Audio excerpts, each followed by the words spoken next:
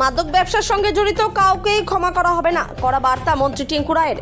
বৃহস্পতিবার দুপুরে আগরতলা টাউন হলে রাজ্য স্তরের এক আনন্দ ঘন অনুষ্ঠানের মধ্য দিয়ে পালিত হলো মাদকের অপব্যবহার ও অবৈধ পাচার বিরোধী আন্তর্জাতিক দিবস 2026। ত্রিপুরা সরকারের সমাজ কল্যাণ ও সমাজ শিক্ষা দপ্তরের উদ্যোগে আয়োজিত এই অনুষ্ঠানে প্রধান অতিথি হিসেবে উপস্থিত ছিলেন ত্রিপুরার সমাজ কল্যাণ ও সমাজ শিক্ষা দপ্তরের মন্ত্রী টিঙ্কু রায়।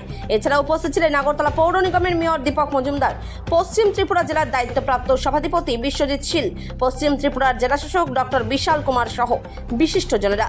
যুব সমাজকে মাদকের কুফল সম্পর্কে সচেতন করতে এই অনুষ্ঠানে বিতর্ক, স্লোগান ও পোস্টার প্রতিযোগিতার আয়োজন করা হয়। পাশাপাশি নেশামুক্ত ভারত অভিযানের অধীনে সেরা পারফর্মিং জেলাগুলিকে পুরস্কৃত করা হয়। অনুষ্ঠানে বিভিন্ন শিক্ষা প্রতিষ্ঠানের ছাত্রছাত্রী, সমাজকর্মী এবং সরকারি আধিকারিকরা অংশ নেন। ত্রিপুরা থেকে বিক্রম কর্মকারের রিপোর্ট, বিগ নিউজ বাংলা। বিভিন্ন বিষয়ে প্রতিশ্রুতির কথা বলতে আসিনি, বা আমরা সেই এরকম কোনো শব্দ বলতে চাই না যেখানে আমরা সেটা অনুভব করছি যে আসলে সরকার কি করছে। আমি আপনাদেরকে আজকে আমাদের সরকারি যে উদ্যোগগুলো, আজকে যখন আমরা শুনি যে আগরতলা রেলওয়ে স্টেশনে মাদক ধরা পড়ছে বা বিভিন্ন জায়গাতে চোরাইবাড়িতে মাদক ধরা পড়ছে, এতে আমাদের মেনে নিতে হবে যে সরকার কাজ করছে বলেই ধরা পড়ছে। আজকে যদি এখানে আমরা কিছুক্ষণ আগে আমার বক্তা যিনি বলছিলেন যে আমরা চাইল্ড ম্যারেজ কমাতে চাই, চাইল্ড ম্যারেজ যেন আমাদের এখান থেকে মুক্ত হয়, চাইল্ড ম্যারেজ আমাদের এখানে যেন আমরা বন্ধ করতে পারি। আপনারা যদি দেখুন এই 2-3 বছর এই ডাটাটা দেখবেন, প্রত্যেক বছর আমরা যদি 2024-এ দেখি আমাদের এখানে হয়তো শখানেক চাইল্ড ম্যারেজ বন্ধ হয়েছে, সেটা যদি এর পরের বছর দেখি তার ডবল হয়েছে, এর পরের বছর ডবল হয়েছে। এর মানে কি? এর মানে হচ্ছে সরকার কাজ করছে, এর জন্যই আজকে এগুলো আমরা সামনে এসছে। আর যদি দেখি আমরা আমাদের স্বরাষ্ট্র দপ্তর, পুলিশ প্রশাসন গত কয়েক বছরে মাদক মাফিয়াদের নেটওয়ার্কের কমর ভেঙে দিয়ে ত্রিপুরা পুলিশের অ্যান্টি নার্কোটিক্স যে সেলের কঠোর তৎপরতা প্রমাণ করে যে রেকর্ড সংখ্যক মাদক ধ্বংস হয়েছে। বিগত অর্থ বছরগুলোর তুলনায় আমাদের এই যে মাদক যে বাজেয়াপ্ত হয়েছে তার 104% বৃদ্ধি হয়েছে গত বছর। অর্থাৎ আমরা যদি দেখি এর আগের বছরের তুলনায় এবার 104% বৃদ্ধি হয়েছে। যদি আমি টাকার অঙ্কে দেখি, 2024 সালে রাজ্যে মোট 800 কোটি টাকারও বেশি মাদক জব্দ হয়েছে, এবং সেটাকে যদি আমরা 2025 সালে দেখি তার থেকে প্রায় ডবল, অর্থাৎ 93% বেড়েছে, অলমোস্ট ডবল হয়েছে।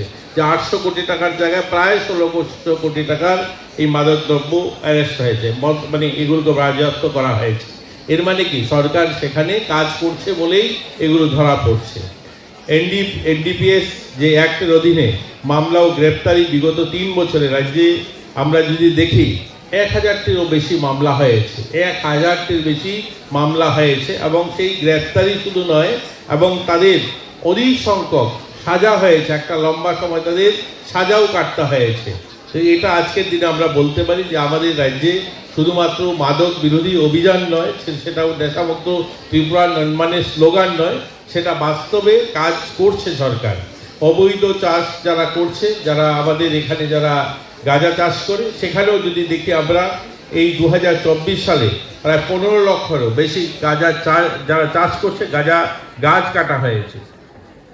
আমরা জানি যে একসময় ত্রিপুরা কেবল মাদক পাচারের করিডোর বা ট্রানজিট রোড হিসাবে ব্যবহার করা হতো, কিন্তু আজ অত্যন্ত উদ্যোগের বিষয় হলো যে আমাদের এখানে এটা ট্রানজিট আর বিজনেস নয়, আমাদের যুব সমাজও আমাদের এখানে সেটা একটা মার্কেট হিসাবে, আমাদের ছেলেমেয়েদেরকে, যে নতুন প্রজন্মের ছেলেমেয়েদেরকে ক্রেতা হিসাবেও ব্যবহার করা হচ্ছে। আগে যেভাবে আমরা আমাদের যেহেতু 3 দিকে বাংলাদেশ রয়েছে বা একদিকে মায়ানমার থেকে এটা প্রচার হয়, কিন্তু এটা আগে কি ছিল? আগে শুধু ছিল এখানে বিজনেস করিডোর হিসাবে এই ত্রিপুরাকে ব্যবহার করা হতো, কিন্তু আজকে বিজনেস করিডোর নয়, আজকে কিন্তু এখানকার ছেলেমেয়েরা গ্রাহক হিসাবেও কিন্তু তারা সেটাকে দেখছে।